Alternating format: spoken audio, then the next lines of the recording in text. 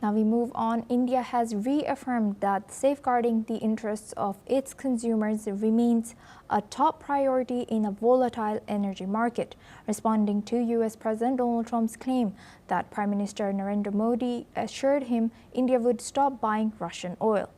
Responding to a question on the recent conversation, Randir Jaiswal, India's Ministry of External Affairs, has stated the following. Telephone की बात है तो उसमें मैं ये कह सकता हूं कि मेरी जानकारी के हिसाब से प्रधानमंत्री और राष्ट्रपति ट्रंप के बीच में कोई बातचीत नहीं हुई कल. While discussions on expanding energy cooperation with the U.S. are still ongoing, New Delhi has stressed that its continued Russian oil purchases are in line with national interests. Kremlin has also reacted to the statements. Kremlin has said that Russia can provide good quality oil at a lower price to countries that President Trump is trying to persuade not to buy its oil. Russian envoy Denis Alipov has added that bilateral trade relations between India and Russia remain strong.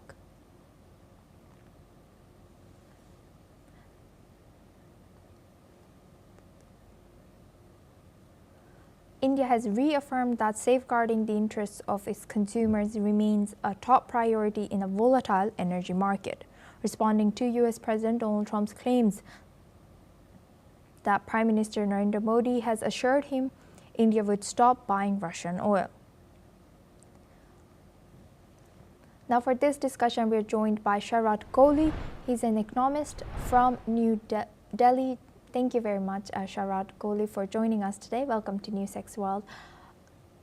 Sharat, how do you interpret India's balancing act between reaffirming energy ties and with Russia and expanding cooperation with the U.S.? Well, greetings to you, Asuma, and greetings to the NewsX World viewers. Indeed, India has always been following a non-aligned policy. When I say non-aligned, India doesn't believe in groupism, we do not get aligned to a particular group. India has age-old relations with Russia. The relations date back to Bollywood movies when, Raj Kapoor, one of the Indian film actors, was very popular in Russia ever since then, and his songs from the movie were sung on Russian streets. And India and America are natural allies. One is the oldest democracy. One is the biggest democracy. So we are natural allies, and we want good relations with both the countries. And we don't want to take sides. The fact that we are buying oil from Russia for all this while has basically been in national interest, because we were getting oil, and it was America who told India at that time, that when Russia-Ukraine war started, to stabilize the prices. America, I think, sort of inspired India to go and buy from Russia to keep the prices stable. Now, relatively, the purchase has come down. The latest numbers which came in yesterday, Asuma, they say that it has declined by about 9%. We bought a total oil of about $3 billion last month from Russia. But there could be different reasons for that. There could be demand and supply reasons for that. We buy from other countries as well. We buy from OPEC countries as well, as far as India is concerned. And as for America, I think Indian trade talk window is always open. Ever since President Trump levied tariffs of 50%, we've never given a retaliatory comment. We haven't taken a retaliatory action, although the US has imposed H-1B visa restrictions, where it has imposed $100,000 fee on the Indian professionals going there, when he knows that 70% of H-1B visas are taken by Indians. He put sanctions on the Chabahar port in Iran, which is administered by India. So he's been trying to take action on India on an economic front. But India did not retaliate, because we know that he's going to turn around. And we know about President Trump. He gives a statement, then he turns around. He regrets later. And all this while, he's been calling India as a true friend. He's been calling Prime Minister Modi, Prime Minister of India, as a very close friend to his. He says he's doing a fantastic job. Every international platform he speaks on, he does refer to India. So he knows that India at this point of time is indispensable. And as for India is concerned, I think we are very neutral. We do not believe in groupism. We are as close to Russia as to America. This may be a transitionary phase, this whole tariff business, but the Indian-American ties are very, very deep. They're very far-reaching. People-to-people relations are there. Indian Space Agency, ISRO, and American Space Agency, NASA, they work together. There's a lot of investment which comes from America to India, and so does Yes. it happen from India as well. There's a lot of investment which happens from India. So I Yes. think we have a very neutral stance, and we have healthy relations with both the countries. That's what we look forward to. And Sharad, now India has continuously emphasized on protecting its consumer interests in this volatile energy market. However, we have seen time and time again, India is attacked by US for this or criticized by US for this. How do you think how sustainable is its current approach of purchasing discounted or Russian oil while managing diplomatic expectations from US or the West? Now, the US believes, Asuma, that probably India is funding the Russia-Ukraine war. India and China are two of the biggest buyers of the Russian war. Well, India has got no such intention. India is a peace-loving country. It will never do anything which is peace. I mean, we've been buying oil in our own national interest because we were getting it at a lesser price. As we speak today, we are still getting a discount of $2 to $2.50 per barrel, which is a significant amount. 80% of India's oil requirements are imported. So if we are getting at a reasonable price, we have all the right to do so. And we have all the right to think of India's economy first. If America has a policy of MAGA, make America great again, we also have a policy of looking after the interest of India. There's a very large population here. We have 1.4 billion people.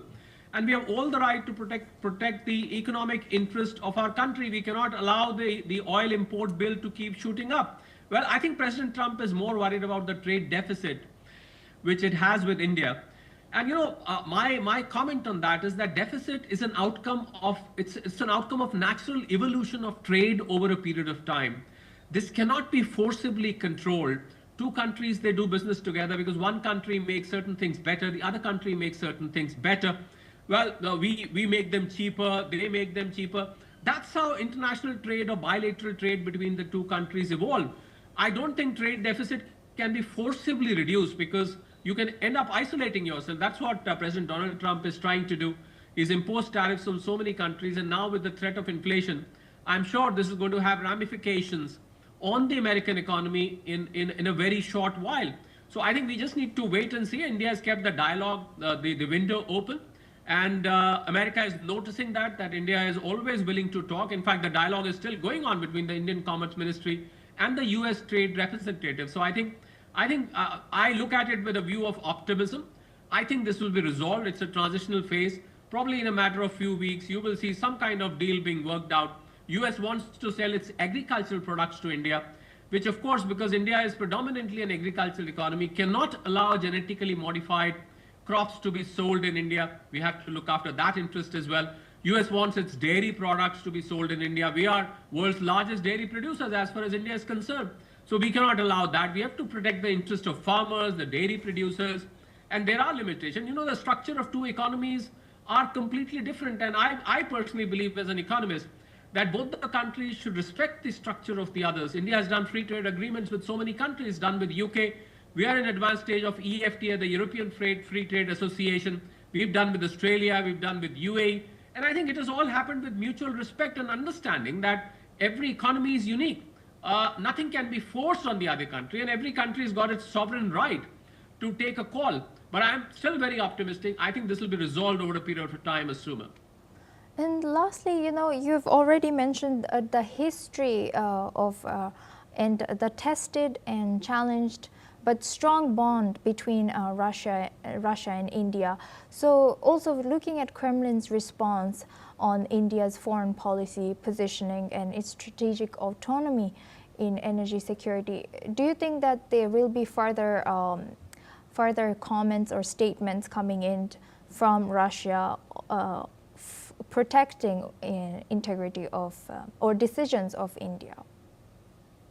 Well, obviously, because if India is doing such a large business, as I said, $3 billion of oil imports in the month of September, and it used to be the month before that was about close to $4 billion.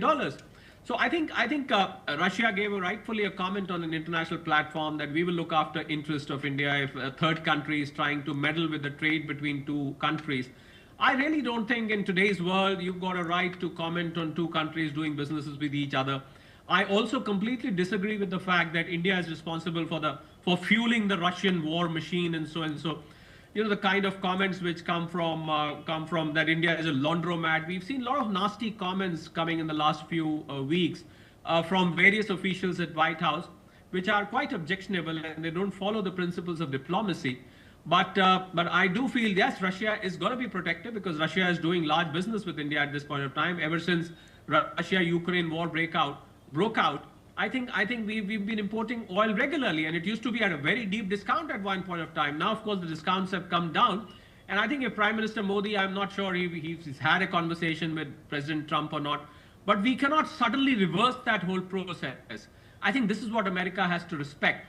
You cannot bully somebody into doing something or not to do something when you're on a bilateral or a multilateral platform, Asua. Yes, indeed. Great learning from you, Sharad Kohli.